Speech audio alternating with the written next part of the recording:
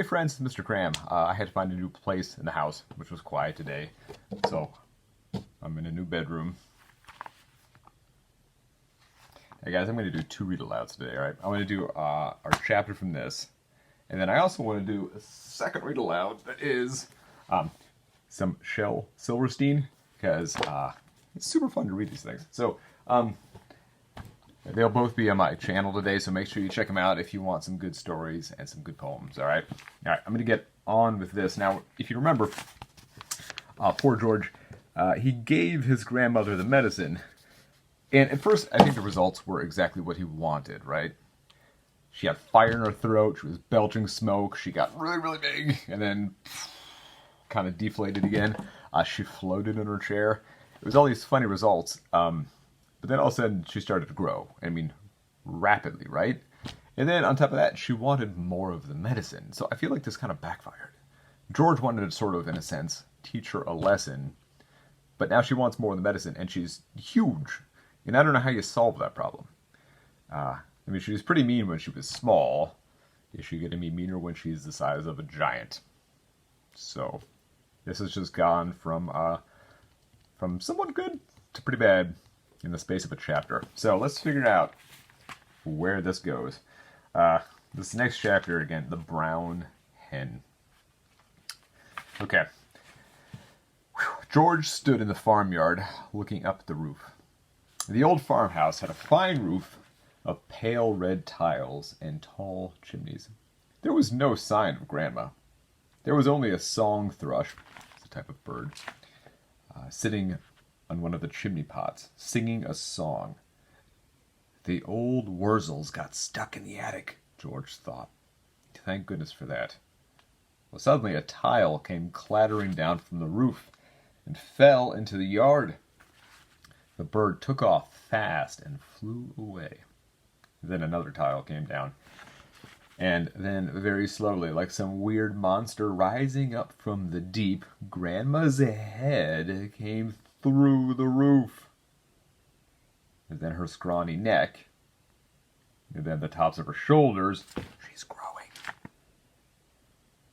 "How am I doing, boy?" she shouted. "How's that for a bash-up?" Don't you think you better stop now, Grandma?" George called out. "I have stopped," she answered. "I feel terrific. Didn't I tell you I had magic powers? Didn't I warn you that I had wizardry in the tips of my fingers? But you wouldn't listen to me, would you? You wouldn't listen to your old Grandma." "You didn't do it, Grandma," George shouted back. "I did it.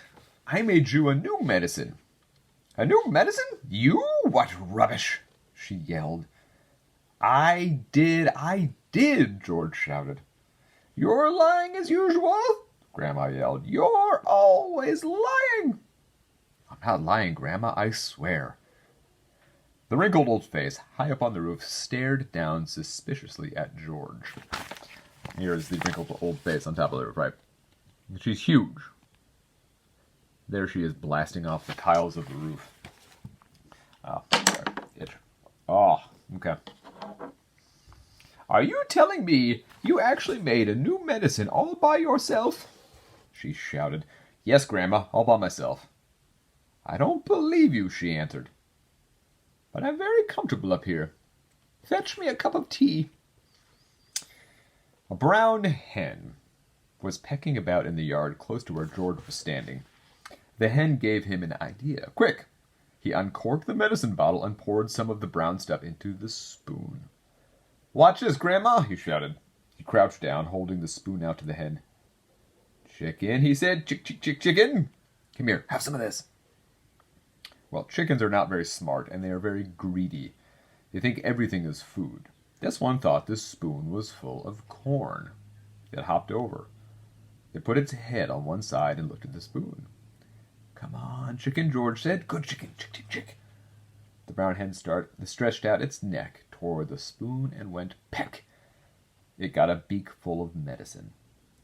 The effect was electric. "Owie!" shrieked the hen, and it shot straight up into the air like a rocket. It went as high the house.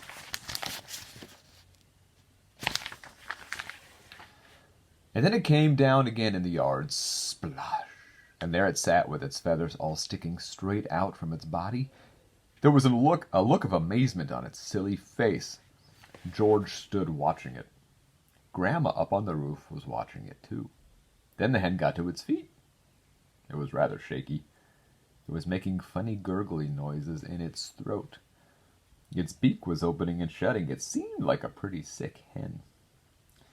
"You've done it in, you stupid boy!" Grandma shouted. "That hen's gonna die! Your father'll be after you now! He'll give you socks and serve you right!" Interesting phrase. I've never heard that. He'll give you socks and serve you right. I guess that means George will be in trouble for the hen. But I think in the grand scheme, I think George being in trouble for a dead chicken will be very small to George being in trouble for making his grandma the size of the house. Now all of a sudden, black smoke started pouring out of the hen's beak. "It's on fire!" Grandma yelled. "The hen's on fire!"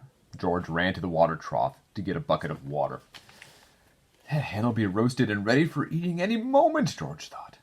George sloshed the bucket of water over the hen. There was a sizzling sound and the smoke went away. "That old hen's laid its last egg," Grandma shouted. "Hens don't do any laying after they've been on fire." And now that the fire was out, the hen seemed better. It stood up properly, it flapped its wings, then it crouched down low on the ground, as though getting ready to jump. It did jump. It jumped high in the air and turned a complete somersault and then landed back on its feet. "It's a circus hen!" Grandma shouted from the rooftop. "It's an acrobat!" Well, now the hen began to grow. George had been waiting for this to happen. "It's growing!" he yelled. "It's growing! Grandma, look! It's growing!" Bigger and bigger, taller and taller it grew. Soon the hen was 4 or 5 times its normal size. Man, that thing's huge. I guess George proving he's right, that it is the medicine and not Grandma's magic powers. "Can you see it, Grandma?" George shouted. "I can see it, boy," the old woman shouted back. "I'm watching it." George was hopping about from one foot to the other with excitement, pointing at the enormous hen and shouting, "It's had the magic medicine, Grandma, and it's growing just like you did."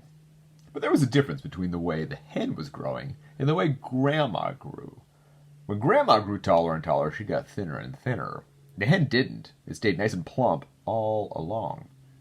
And soon it was taller than George, but it didn't stop there. It went right on growing until it was about as big as a horse. And then it stopped. "Doesn't it look marvelous, Grandma?" George shouted. "It's not as tall as me," Grandma sang out. "Compared with me, the hen is very small. I am the tallest of them all." All right. So that leaves us to the next chapter called The Pig, the Bullocks, the Sheep, the Pony, and the Nanny Goat.